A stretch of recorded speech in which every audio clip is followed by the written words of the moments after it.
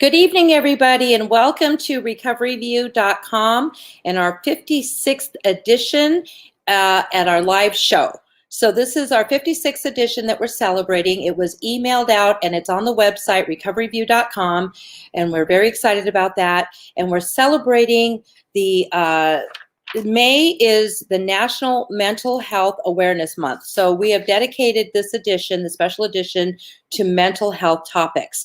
And what a perfect time for this topic to be. We have wonderful presenters tonight, speakers, guests on our show. We're going to bring up Dr. Saf Buxy. We're going to bring up Dr. Louise Stanger, and we are going to bring up TJ Woodward. These are the guests, and they have each written articles for Recoveryview.com. So tonight they're going to talk about their articles and just to give you little teasers about them, but then we invite you to go onto the website and read the complete articles. And we're bringing it live. Hi, guys. Thank you and welcome, Saf, Louise, TJ. So Saf Buxy is, I keep wanting to say Bugsley, sorry. Buxy, he's on live with us from London. So thank you so much, Dr. Buxy, because I think it's almost 3 o'clock there now in the morning. So he's just been wonderful to be here, wake up to join us tonight. So he's going to be our first presenter. And then we have Dr. Louise Stanger and TJ Woodward, who are both here from Marina Del Rey. Now, we're teasing that they're neighbors, but they have yet to, they're not, it is LA, so I'm guessing they're literally not neighbors, but but they're in the same town. So Saf, is there anything you'd like to say to our audience, or just get us started? I would love to. Firstly, I have so much gratitude today to be, sharing a platform with aligned individuals like all of you today, because, we really share the same love.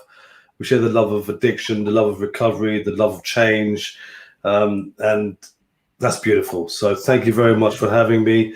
3 o'clock in the morning in London.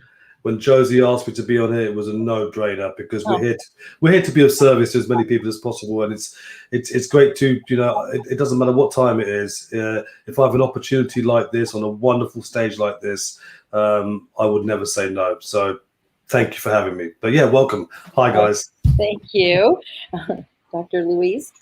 Oh, I'm so excited to be here. Josie, I always admire and really love the work that you do.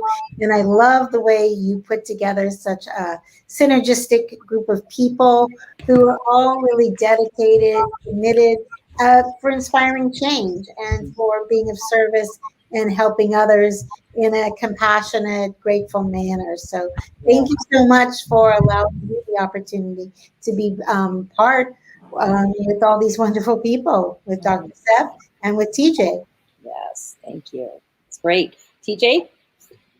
Well, I also just want to express gratitude. That's actually the focus of my article, so it's perfect. I just get grateful the whole evening, and I'm grateful, Saf, that you're here at 3 a.m. That's dedication. Yeah. I love all of you. I've had an opportunity to connect with all of you over the years. Louise, I think you and I have been sort of in the same circles for many years, and Saf, we've done our show together.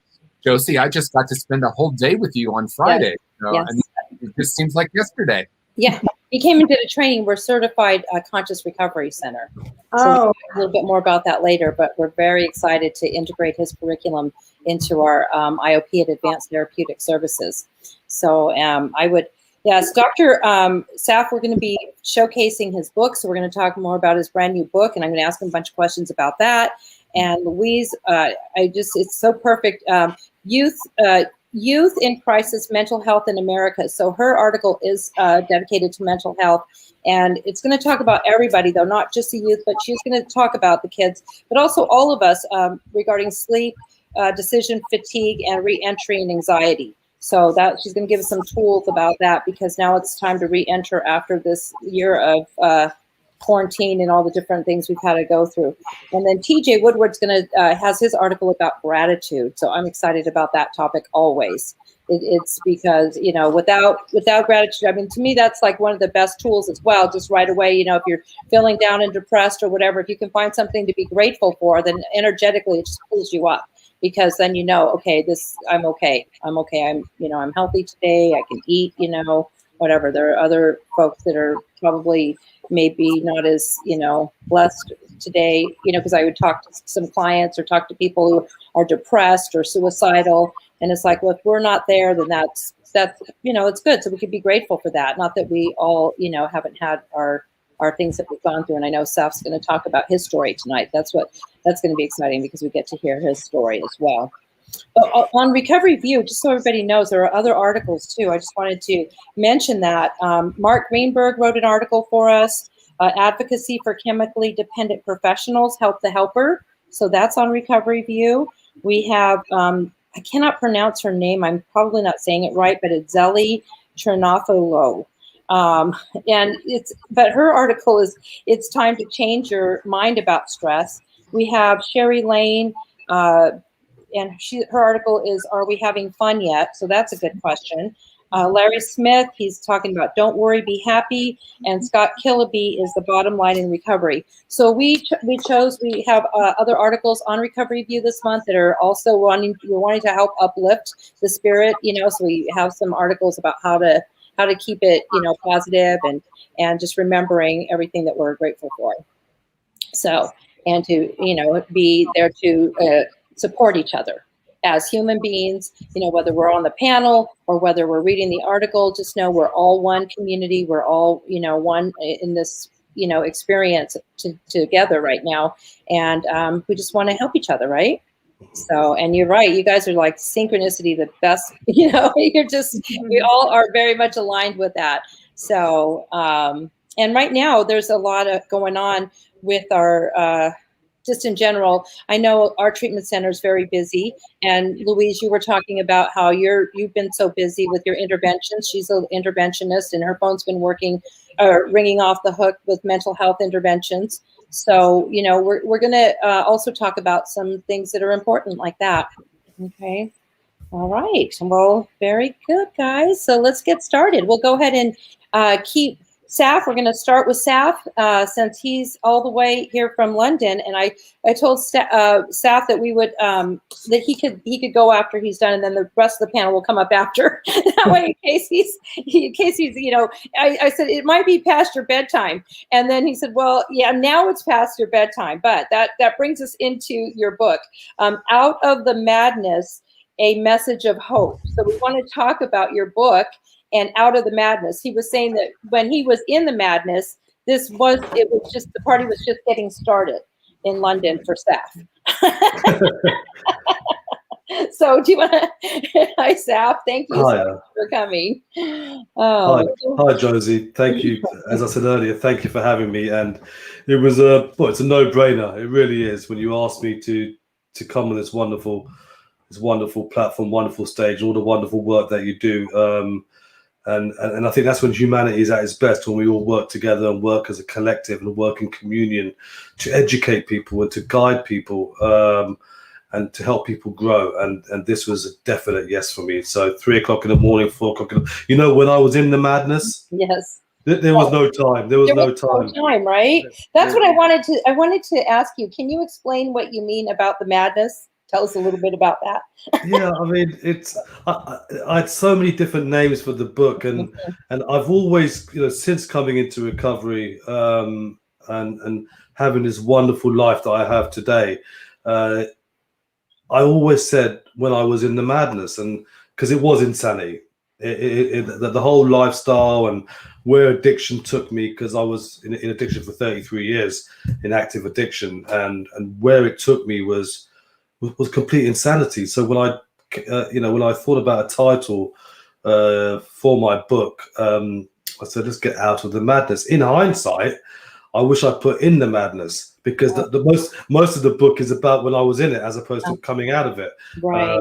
But anyway, it's the way it happened. And I think maybe it was Out of the Madness: A Message of Hope is the full title of the book. So it's the whole idea about the book, Josie, is to give a message of hope to people that there is a way out. You can get out of the madness, as I say, whether it's addiction or whatever it may be, really. It's not just about addiction, because my story's trauma, addiction. I'm an adoptee, so there was a lot of issues there as well. I was into the gang lifestyle as well in London. There were so many things happening. The whole lifestyle toxicity it took over me, and addiction was a massive part of it. Now, I do want to say, I'm going to read a little bit from your bio so that everybody can know where you are now. And then and then this will also be part of your story, because it's, where you are now. So Saf is a presenter, producer, podcaster, speaker, radio host, and artist manager, and author of his new book release, Out of the Madness. Through his own brand, Saf Surgery, he works as a radio and social media talk show host on topics dedicated to addiction, trauma, and mental health. He is the chief operating officer of his charity, a men's mental health and prevention of suicide charity. Saf is a behavioral health coach trained in metacognitive therapy and the DeMartini method, where he engages with clients individually and or in groups, facilitating.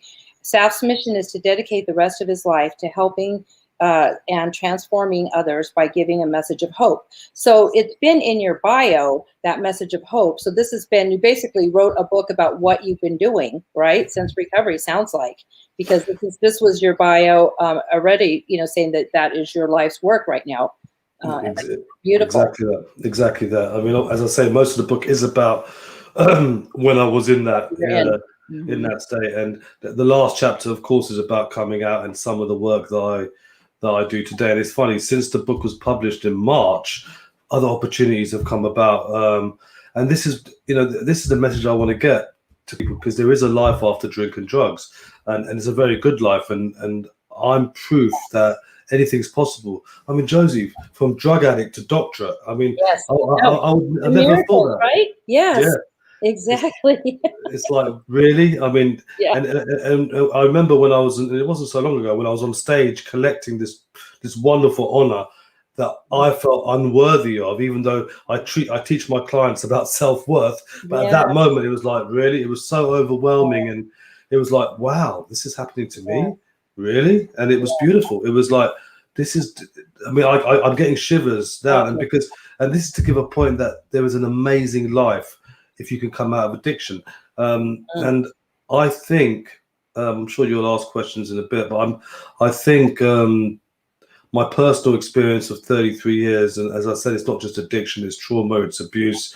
And we're not just talking substance misuse and alcohol, we're talking gambling and other behavioral addictions were part of my story, coupled with the studies that I've done in a master's in addiction psychology, did the DeMartini method. I do a lot of TJ Woodward stuff as well, who's of course on the panel. What a great man he is, regarding conscious recovery. And I put them all together and sort of like got my own thing together, which I use a lot with my clients. But in addition to that, my vocational work. I mean, I've worked in the prison service with people who have done some horrific crimes because of addiction, and I work in the community, and of course my radio show, my TV show, and this is where my life has taken me. Plus, I've got a couple of non-profits as well. So it's a total 180 degrees turnaround from where I was when I was in the madness to where I am today. How long ago was that? How much time have you been? Well, this is the thing, because I embraced recovery wholeheartedly. People think I've been in recovery for many years. This is my 5th year, so I'm still a baby. But that's great. But people meet me for the first time and they see the kind of work that I've done. Literally, they wouldn't think it'd be less than 10 years that I've been in recovery and more. But it's just my 5th year, and I think that was important for me. It's quite funny when I first came into recovery. I was taken by my daughter and my wife, who didn't like me very much because the chaos and the mayhem that I caused. And I got arrested the day before on a trip in Berlin when I was working as an asset manager, and I came back to London, and a few days later they booked a place in his rehab place, and I went there, and I had no intention whatsoever to stop my lifestyle, but I went there just to keep them sweet, fly the flag, as I say. And I went up those stairs. And I saw my key worker, and I just broke down, Josie. I just broke down literally for 20 minutes, and then I haven't touched a drink or drug or gambled since that day. Wow. That was your first time in treatment? Yeah, first time. I tried to do it myself a few years prior to that. As we know that, this is something that you can't really do yourself. It might work for a little while, but you do need support. You need people like us around to continue sobriety. But yeah, so it was my first time in treatment. Wow. So that was like an angel. But I mean, that's why it's so important for those of us that are doing this work to remember that, when our clients are coming in, I always say, because I own a treatment center as well, that, they've been out there using for, years, some of them, and the behaviors with drug, just got out of a crack house, just stole all kinds of stuff, got jail, whatever. I mean, lying, like not anything. And then they come into our centers, and then, the staff, 3 days into it are like, well, why are they acting like that? Well, hello. They were just like 3 days ago, in a crack house or whatever. Yeah. So, Exactly. We were talking about that with TJ because of the conscious recovery, how, from a professional life standpoint, it's just anything we can do to help our clients, right? We teach, share each other's tools. That's why Recoveryview was first founded. I founded it 12 years ago or 10 years ago to get viewpoints, recovery. Instead of addiction, I wanted to use recovery because it's positive, and viewpoints from all over the world. Now I think you're my first international guest, actually, so I'm pretty excited about that. Yes. And so we're international, but having conversations with each other, because all our clients are the same, and discussing what are we doing with our clients, what's working, what's not, what are you doing in your practice? Because I would put conferences together for years, and I would I'm a CEU provider, so I would have all my presenters, and I'd listen to their, I'd attend all these beautiful workshops and think, wow, I wish everybody could hear this workshop, and so that's when I started Recoveryview, so that you guys as professionals could, do articles for each other and with our list. And then it's gone to where now the public, it's very great for the public as well. But at first it was so that professionals could discuss and write articles for each other, basically, and then from there came books. They would write articles, and then from there they would sometimes write books from there. But yeah, it's quite an honor for you to be on the show with us and talking about your book, and we get to feature it on our platform. Well, thank you, Josie. And as we know, addiction doesn't discriminate. It doesn't matter which country you're from, how much money you have, how much money you don't have, whether you're a stockbroker, trader, or doctor, or whether you're homeless or signing on and claiming for it, doesn't matter. If it, I was entrapped in. I mean, I had an ostensibly picture-perfect life, but people didn't know that I was ensnared by addiction, and I was for 33 years. Nobody knows what somebody's going through, and that's my experience. And I think because of that experience and everything else that I mentioned, I think I'm conceivably in a decent position to help people in a similar position with all the other stuff that I bring to the table, for sure. Well, tell us a little bit about that. What other stuff do you bring to the table? I know you have different foundations and nonprofits. Can you tell us a little bit about the work you do in that arena? Of course, yeah. I mean, you mentioned his men's mental health charity. I've since stepped down as a trustee because I got more involved in his other charity. The founder is from Columbus, Ohio. Her name is Dr. Tanya Simmons, and the charity is called, it's a non-profit at the moment, soon to be registered charity. It's called Healing for the Nations. And what we do here is it is what it is. We help usually developing countries. I mean, just to give you an idea what we've done so far, that we built water wells in Pakistan, in a village, to provide clean water, orphanages, a school to educate young children. We've got projects in Kenya happening. We also teach English to Indonesian orphans, and we're soon to be hopefully starting something in Yemen, because there's a massive crisis in Yemen. So what we try and do is we work with other NGOs, established NGOs in these varying countries, and we try and help them, whether it's medical supplies, whether it's education, whether it's fundraising, whatever it is. If we can, we will try our best to help. And this is our way of giving back. This is our way of helping. It's children mainly, but we help people who are ensnared by poverty as well, and that's families and villages, because we think that if there's something that we can do, we will try and do it. And we're always looking for volunteers and help, and we always welcome that. But it's something very close to our heart, because God's been good to us, right? God's been on my side ever since I came into recovery. Otherwise, I in the book it tells you I've had my stomach pumped 2 times, I've overdosed 3 to 4 times, I was even flatlined once, Josie. So it makes you think, like, wow, I got through all that and I'm here, and how has it served me today? Because I'm a strong believer about looking at both sides of everything, and whether there's a positive, it's a negative; whether there's a negative, it's a positive. There's no predator without a prey. There's no prey without a predator. Where there's a negative, I look at the benefits of that negative. Where there's a positive, I look at the drawbacks, and I try and bring it to an equilibrium. And that's the way I teach my clients. That's the way I do my workshops, because we're so, we buy into this one-sided world fantasy. And if we do that, and, I call it the masses, we'll be living a nightmare. We've got to look at 2 sides. We've got to try and stay off the high horse, and we've got to try and stay off the low horse and bring it to an equilibrium. Only then, we can be masters of our destiny. I'm a strong believer of saying, let's stop being victims of our past and be masters of our destiny. We can't change the past. We can only change our mindset from the past, and we can't predict the future. And they're the 2 things that hold us back: guilt and shame from the past, and fear of the future.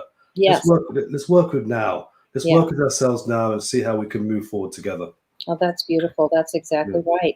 And if it weren't for your past, you wouldn't be here right now doing this. Exactly. If you hadn't lived your journey, because it was your journey, right? If you hadn't gone through that part of your journey, you wouldn't have the strength and, the experience to share your hope with others. And how do you help others, like on a daily, like just in Saf Buxy's life, Buxy, Dr. Buxy?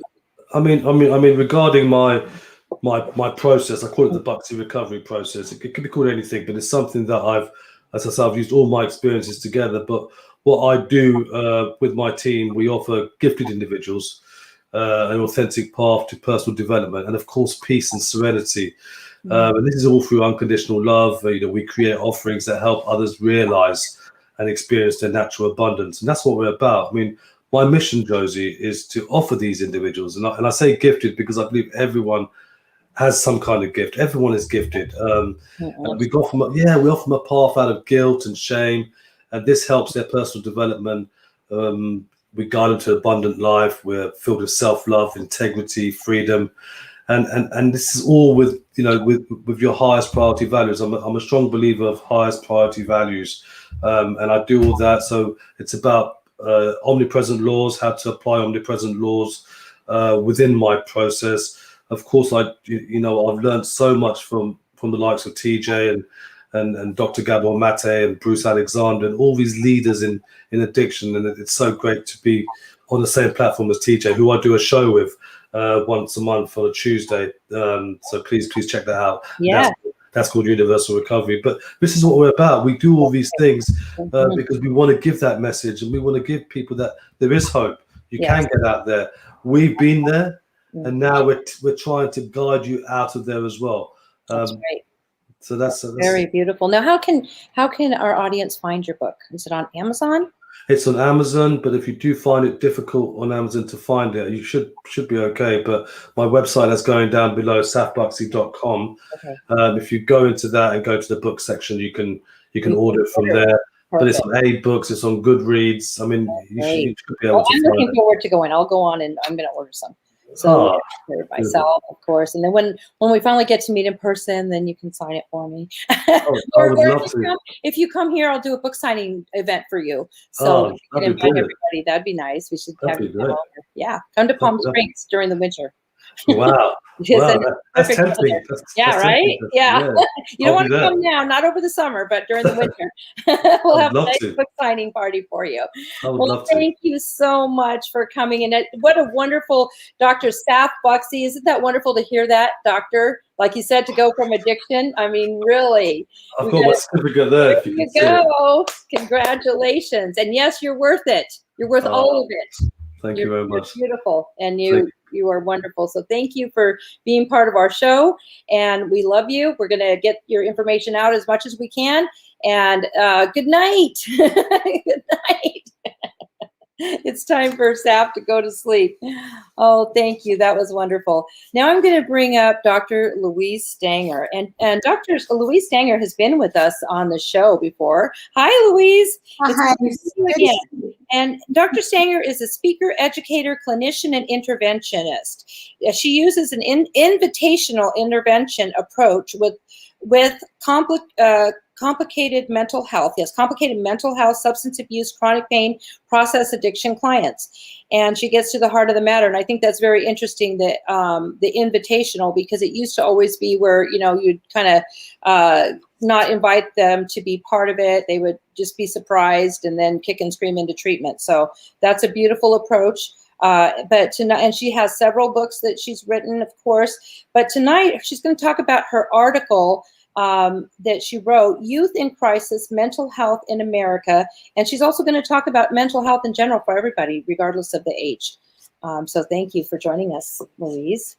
Oh my goodness, thank you. And it was so exciting to see the global connection you have tonight and the synergy, because I guess I loved hearing Dr. Saf, because he speaks about his own recovery and his own continuing service. And of course, I represent families, so I write a lot about addiction in the family. So that was really beautiful.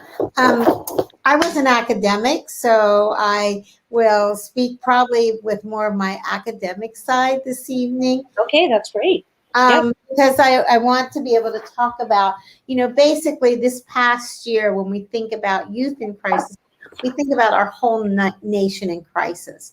We have actually been living in a trauma bubble, a collective trauma bubble, where everybody's been very unsure, felt very unsafe. We weren't able to travel. There was suddenly Zoom school. In our own home state of California, 4%, almost 5% of all teens experience a substance abuse, and almost 10% of all of our youth have depression, while others, but 64% of all Californians have mental health disorders. And when we think about it, there is over 47.1 million people in the United States that are experiencing a mental health crisis, albeit anxiety, depression, suicidation, and other mental health things. But not a day has gone by, and it has really increased. And when I talk to colleagues all across the country, that we haven't gotten a call from a family in crisis where there is not only mental health, but there's a substance-induced psychosis. And, I was thinking when Dr. Raff was writing, it's not in my article, but the head physician from Ireland just wrote that he believes that cannabis is actually an international threat to mental health and well-being, because the average age of someone dabbling with that particular drug, along with Adderall and Ambien in his country, is 8 and 9 years old. Oh, wow. Daily use is 15. And that is really the same here. But so, I think what I'm trying to say is the problem goes beyond just our borders. Look, alcohol and other drug use has increased 3 to 4 times higher than previous years. 7% of all persons have contemplated suicide. That's an unbelievable amount to do that. And then there's been severe interpersonal loss associated with social disruption, with racism, with prejudice, and really disrupted the way families can cope. But let's get down to the basics, because today I'm just going to talk really quickly about 3 things. I'm going to talk about sleep, I'm going to talk about decision fatigue, and re-entry anxiety. Okay. How much sleep I was thinking about Dr. Raff and I was up at 4:00 in the morning because I was in another city flying home, and I got up at 4:00 the day before. So my sleep has definitely been disturbed, but we know that sleep helps us. Sleep empowers us, our immune system. We even work better after a good night's sleep. We're much more focused. We're much more energetic. It improves our mental health. And without lack of sleep, we have associated anxiety, bipolar, or even PTSD, trauma, and everything. So how has everybody's sleep been affected? A lot of times with teens, they haven't been able to go to sleep. I mean, you'll get reports where they might have gone to they're going to Zoom school, so they're not even doing that. So when we talk about setting sleep, I think let's just talk about how can we get on track with sleep. I don't know. What are some of your ideas for that? What would you? So, first of all, have a normal routine. It's really thing. What time do you get up? What time do you go to sleep? Okay. Wake up time. You set your alarm. Oh, by the way, you get rid of all of these. Okay. No phones and electronics. That's right. When you fall asleep to that, you don't sleep well, right? Because you fall asleep and wake up to it. Yeah, no phones, no electronics, no TVs in the bedroom. Okay. That is the first biggest thing. Okay. And also, it's really important to relax before bed. You know, it can involve things like light reading, stretching. I'm sure that TJ and both Dr. Saf could talk about meditating, but there's all these apps called Calm and sleep music. But it's wise to give yourself an extra time to sleep down. And you have to turn the night, being in dark helps. Being in the dark. Right. I was just talking I was on a Zoom before this and then we were talking about that with somebody from Florida, but I was telling her, because I don't know how, I have this right here in my drawer, so I still have them, but I use these before I go. I mean, when I sleep now, these eye things, oh my word, I don't know if you use these, but these eye covers, they are the best. I mean, they make it so dark that as soon as I put them on, I fall asleep. I was having trouble sleeping because of just anxiety, with Jim being sick. I was sick. I was having trouble breathing. I had, all the stuff that was going on this year. So as soon as I started using this, because I had a machine I had to use for breathing, and so it was all this distraction. I couldn't sleep right. And then I started putting these on, and I could fall asleep no problem, even with the machine on, the CPAP machine. So, I mean, for those that just try it, I encourage this girl, we were talking, then we got off topic about sleep, right? And I told her she should try this, so she's going to try them. I mean, you don't have anything to lose. And it's like, as soon as I put this on, I'm out. It's just like. And the other things that really help with sleep, which you think is you have to change your sheets often. Oh, so yes. You do laundry once a week and make sure you have it. The other thing is eating meals at a regular time, not really snacking before. And the other thing that's very helpful is if you have difficulty falling asleep, your mind's racing and everything, don't just sit there and ruminate, because you'll end up sitting there ruminating. Get up for 20 minutes, do something light, go do something, again, very quiet, whether it could be a yoga pose or something else, and then go back to your room and you do it. I think that also the other thing, which TJ is really going to talk about, so I'm not, is when you practice kindness and connection and you practice gratitude, it actually allows you to sleep better, because you're always paying it forward. Yes. And both of your guests are really excellent at doing that. But if you can get enough sleep, you then have a good chance of being able to address decision fatigue. And decision fatigue actually is a mental health condition. Talk about that a little bit. That's interesting. Yeah. Yeah. So how many decisions do you think you make per day? Or anybody does? I don't know. Quite a few, I'm sure. So the research says that we make 35,000 decisions per day. Wow. 5% of them, TJ, help us out, are conscious. Yeah. And the other thing is, there's some research that's come out in COVID. We actually made less decisions, but they were fraught with more anxiety. I will just give you a few examples of where you would feel anxious, like, should I go out? Where do I even go to the grocery store? Who can I be with? Who can I see? And then walking around with masks. Right. All the time really alienates you, because now you can't really see facial expressions or anything. What do I do? Who do I talk to? And everything. So there has been, while we've made less decisions, the decisions we've had to make are fraught with more anxiety. Yes. And so, Well, you know, the decisions that we've had to make have been literally life-threatening. yes, Right. And that's where the anxiety comes, because I mean, if you make one wrong move during this, you could get the COVID and die. So I think, you know, talk about, you know, every decision being, you know, just, is this going to kill me? Or if I have it in hell, will I kill somebody? I mean, and that's not even extreme. That's what we all had to think about, right? that's right. So it's really related a lot to generalized anxiety. And like, if you think about it, how would I know if I had decision fatigue? Well, it's frequent procrastination, like not being able to get something done. I think I'll do it, but not. Then there's also big impulsivity. I do something really fast, or I just avoid choices. So when you avoid choices, you decide not to decide.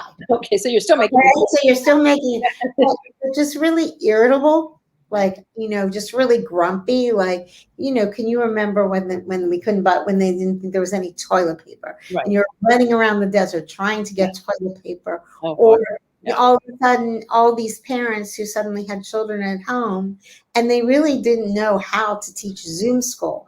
I mean, I've been a professor for many years. Teaching online is an art, and it's not something you can just do. And the idea that you have a young one, 5-year-old, 10-year-old, 15-year-old, you're supposed to be able to teach successfully on Zoom is almost an oxymoron. It really it's been, yeah. So for the students, for the kids, and also the teachers, I mean, everybody has had, you know, I'm sure this just complete anxiety. And now going back to school, you know, and that you'll talk a little bit about. I'll talk a little bit about reentry anxiety. But what you want to do is, and also you can get physical symptoms from decision, like headaches and stomach are the most common. I mean, you always have some sort of pain body, but those are but what you want to do is you want to, like, oh gosh, or have some loved one, I'm having a real hard time deciding normal things that I could do, like, what do I wear? Where do I go? Who do I talk to?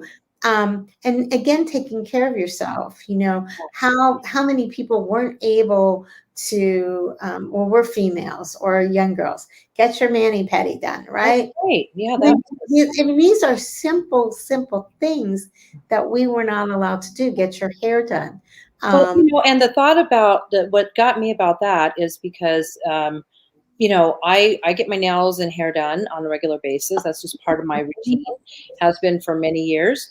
And all of a sudden, it's against the law. I could go to jail if I get my hair and nails done. I mean, that alone, because I rarely break law, you know. So I'm like, you know, once in a while, you know, I haven't, anyways, I don't break the law. So I'm trying to think, I'm knock on wood, I haven't had a ticket in a long time. But, you know, so to think that if I go get my nails or my hair done, I could go to jail, that really was a difficult, you're right. Yeah. And so just a paradigm, just a thought about it. So, you know, when I think of decision fatigue, I think about, you know, finding abundance and restructuring your daily life. So every morning, I know a lot of times you wake up and say 3 things. I want to do 3 things to celebrate myself. Not 3 things I'm grateful for, because we're used to doing gratefulness, and also like practicing abundance. For me, what helped me during this, because I was having I was writing a book. I had a husband that was really ill, and I was having a hard time with things. I did Deepak Chopra's 21 Days of Abundance. For me, and I couldn't do it all the time, but being kind with yourself, understanding that it's okay if you don't do something, but you can do it. Which leads me into the last part, and I want to be quick about it, is reentry anxiety. That is the level of discomfort when we're forced to leave a comfortable environment we've created. And whether we like it or not, we've created a comfortable environment. Kids have gone to Zoom school. They haven't had to leave their rooms. We have managed somehow to navigate and create a COVID bubble that we lived in because we were really scared of getting COVID. And now all of a sudden, the world and the rules change every day. Yeah, that's another thing. Yeah. It's really interesting. You don't need masks. You should stay 6 feet apart. But I just flew back on an airplane today from Chicago, and everybody was sitting 3 across. That is not 6 feet across. And so you don't know what is the right rule? What should you do? Where should you go? Who should you talk to? And that also, how I had phone calls from families with little ones, were as little as 5, who had liked going to preschool or 4, like going to preschool before, but then they were scared to go because they didn't want their get back COVID. Yeah. So when we talk about reentry, we are all re-entering into a world. And, you know, in our field, we love to have connection is the key to recovery. Yes. Yes. You know, isolation is the downfall of recovery. Right. That how we begin to re-enter. I think the fact that you're going to put on an event, whatever you call it, will be so beautiful because you do it. But I think for re-entry, you have to think abundantly. Yeah. You have to think, and you have to retrain your mind. Edmonds, who was a researcher on positivity, you know, it was shown that if you practice gratitude or you think abundantly, your brain chemistry actually changes. But that has to be a practice. It doesn't automatically come. And also stay in the moment. Like for Day, I am safe.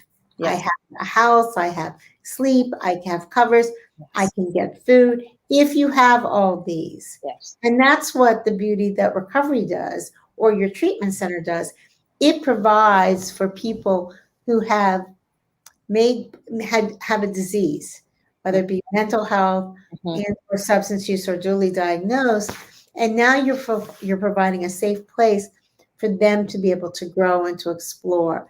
Yeah. I think the other thing is don't confuse temporary for permanent, you know, because the world is rapidly changing, and we will do that. And I guess I'm going to be the intro for TJ. Yeah, perfect timing. Because like practice compassion, and then most of all, be willing to seek professional help. For yourself and your family. I mean, I know the book I wrote during COVID.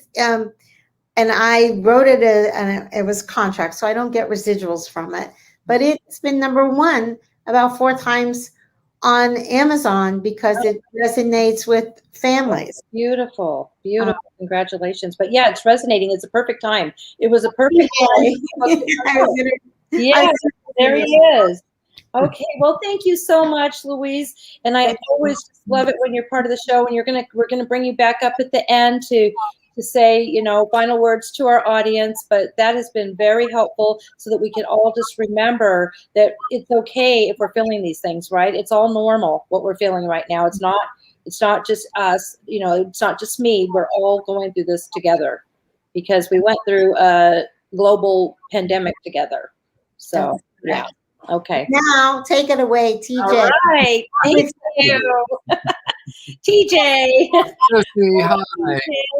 So wonderful to see you again. I'm going to do a quick introduction. TJ Woodward is a revolutionary recovery expert, best-selling author, inspirational speaker, and addiction treatment specialist who has helped countless people through his simple yet powerful teachings.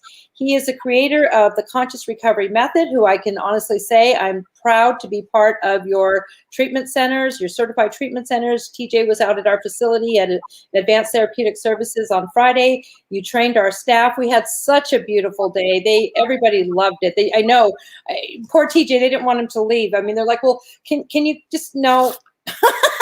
They wanted him to stay. Can you just, stay and you can help us, treat everybody? No.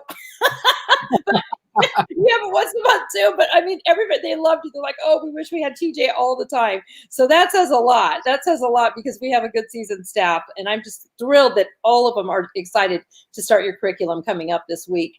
So that was a very powerful experience. But TJ is going to speak tonight about his article, The Power of Gratitude, Taking a Deeper Approach. So hi, TJ. Thank you. Hi, Josie, and thank you for that. Yeah, I mean, at the end of that training on Friday, it was amazing. No one got up from the chairs, and that's when we know that we've tapped into something really powerful. And it's not really, what I brought; it's what we together created. Together, it's nice. So yeah. So thank you for being the newest. I mean, you were part of our team. It's just like now, you are part of our team. So you're TJ's part of our team at ATS, our treatment team. It was an honor. Yes, thank you. So let's talk about gratitude. Tell us about your article and the points that you're wanting our audience to hear and feel this night, and with mental health in mind as well.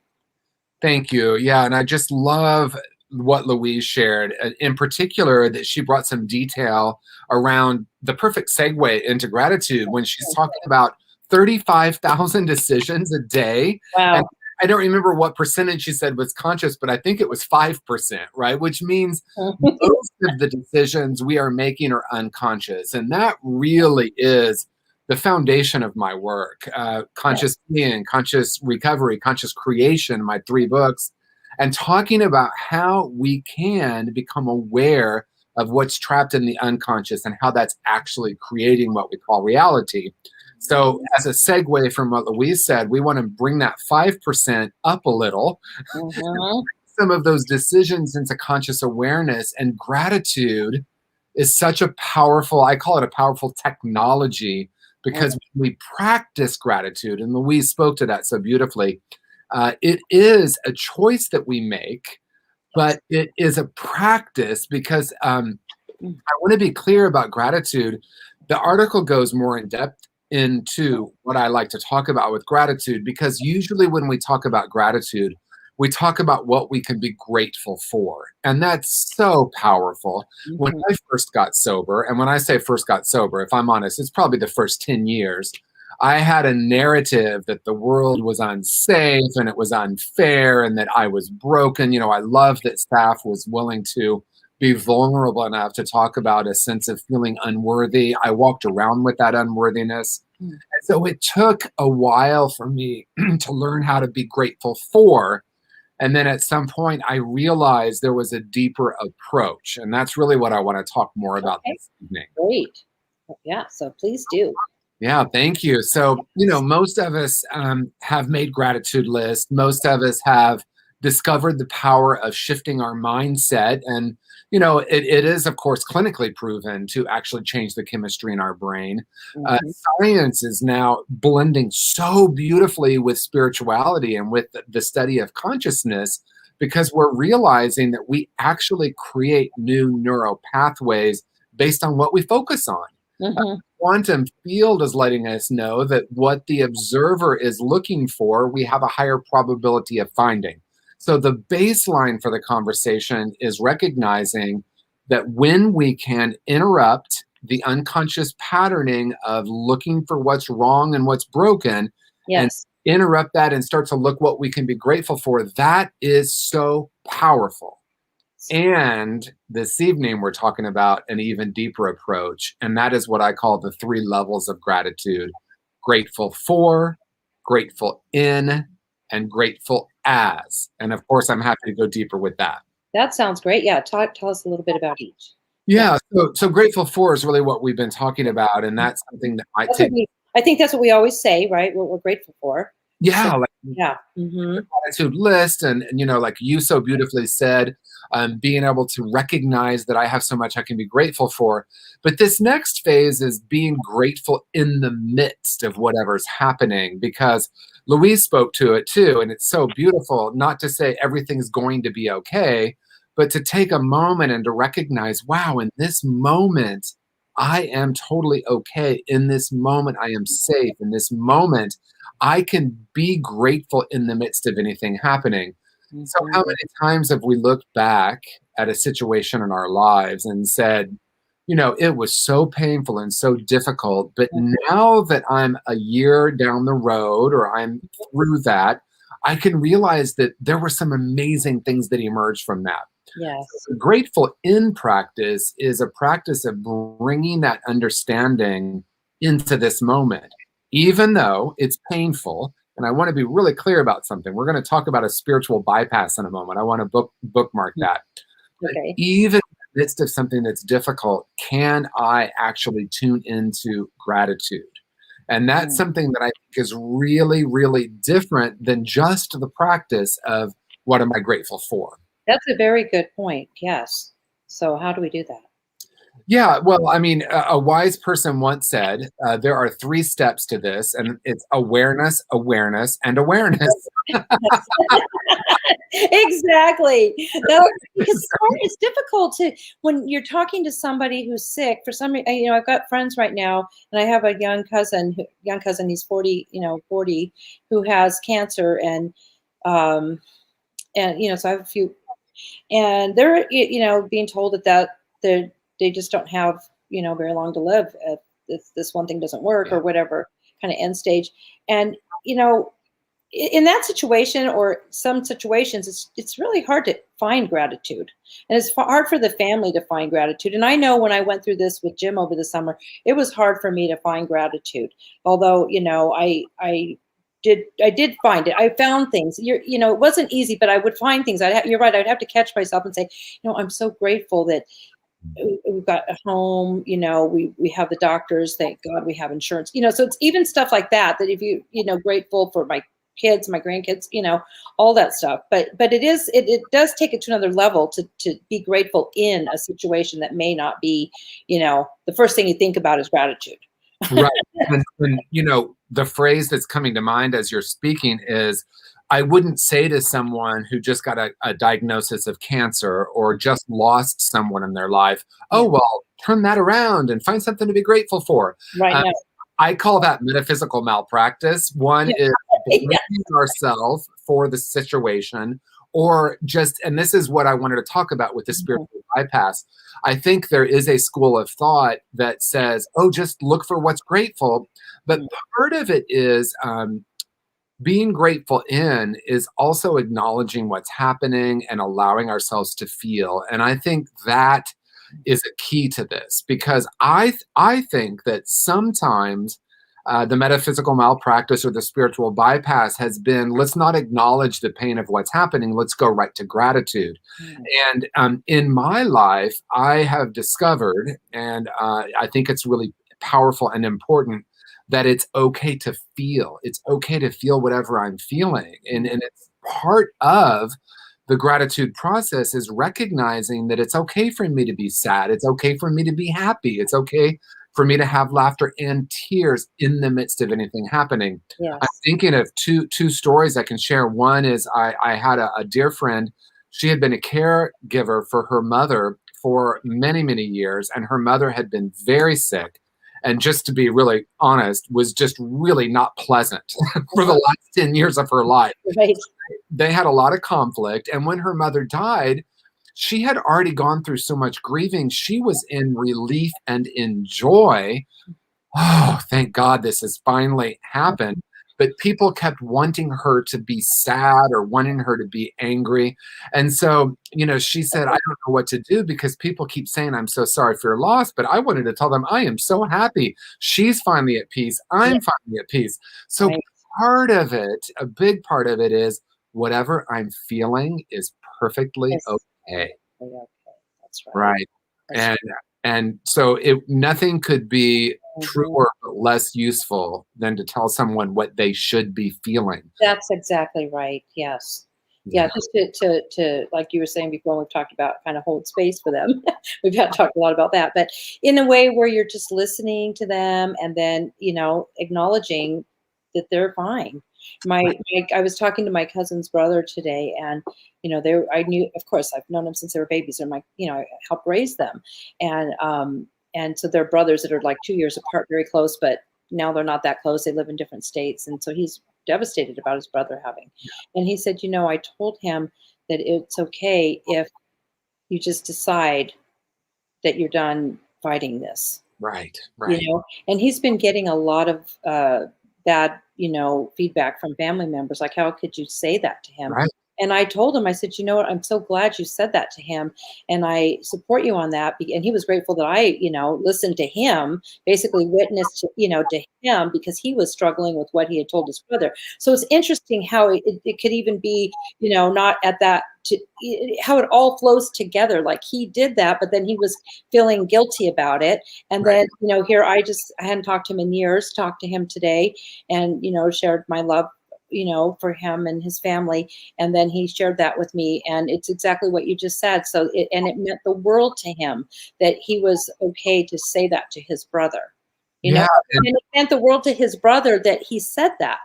For sure. And I would, Josie, I want to do a show with you on death and dying, because we don't have time to go into it. Yeah. But our culture, really what someone needs in the midst of anything that's a difficult situation is simply presence. Just being present with someone.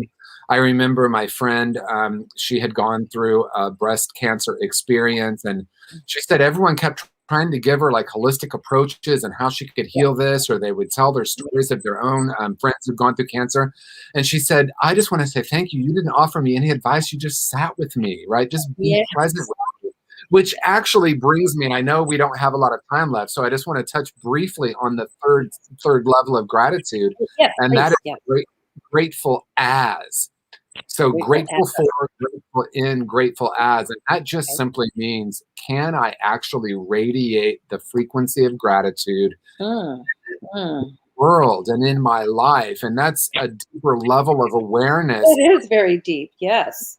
Because we're no longer then looking to the world, right? Saf talked about this. Someone gets a cancer diagnosis and the world wants to say things like, you can fight this, you can beat this. Being present with it and recognizing that we can be the frequency of gratitude for someone that may not be able to access it, not by telling them what they need to be feeling or doing, but just simply being open and being present and being mindful with them. And I would really love to do a show on death and dying. I would love that. That would be great, because there's so much of that right now, and there's a lot of grief and loss happening, and people, there's no right way or wrong way to go about it, but you internalize that because you don't know. You don't know. And that could be even grief. We talked about the pets, we've been my daughter's having such a hard time with losing Gracie, and, all these little hearts appear everywhere. And she had a heart on her back, so it's just constant. And she's like, Mom, when am I going to stop, feeling so sad? And I said, I don't know. But it's not today. I mean, and we're, we love her, and we would just talk more about Gracie. So there's no right or wrong time limit, regardless, for grief. You just don't know, because I'm thinking about the movie Inside Out, when Joy kept trying to get sadness to not be present. Don't feel sadness. The beauty of the movie is when joy and sadness come together and they honor each other. And then there's this deeper level of an experience of the world that's beyond this idea that I should be happy or sad. It's a completely different way of living. Yes. And that's what we're experiencing. Wow, that's beautiful. Well, thank you so much for contributing, to our Recovery View. And we're going to pull Louise back up so we can all talk for the last few minutes. There she is. Thank you so much for both of you, and of course for Saf, who came, for contributing to Recoveryview. I want to invite our audience to go there and read your articles, and they can click on the article in your email. Your contact information is there as well, or how they can reach you, I think, so if they want to reach out to you guys or to your websites, they could do that. And also to get Saf's book. I just thought about, I didn't mention that, but on Recoveryview, there's a link for that as well. So any final words that you'd like to share with the audience, Louise? Well, first of all, I want to thank you so much. I think that actually, I want to do the death and dying with you two, because a little known fact about me, I don't think you know, is I worked with the widows, and I worked with the New York Fire Department and the widows of 9/11. Plus, my doctoral dissertation, I mean, this is so funny, was on women and men who were widowed at a young age, or grief and loss. So so the notion of what you're saying, being present, being mindful, and I did portraiture of those, really resonated with me. So I was really excited about that. That has nothing to do with the article, but I was so stimulated by the conversation that. Oh, thank you. Yeah, you do have. I know that if I have any grief and loss, I think I've referred people to you. Not, I mean, it had that. Yes. That's right. But, I'm just grateful in or as, I love that, for this moment.